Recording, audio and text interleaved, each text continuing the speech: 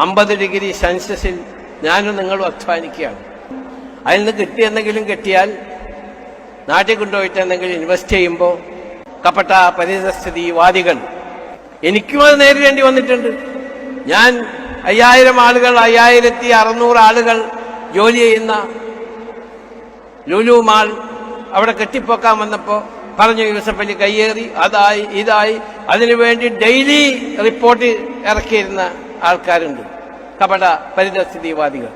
വ്യവസായ പ്രമുഖൻ MA യൂസഫ് അലിയുടെ ഉടമസ്ഥതയിലുള്ള ഇടപ്പള്ളി ലുലു മാളിനെതിരെയാണ് ഇപ്പോൾ CPIM രംഗത്തെത്തിയിരിക്കുന്നത്.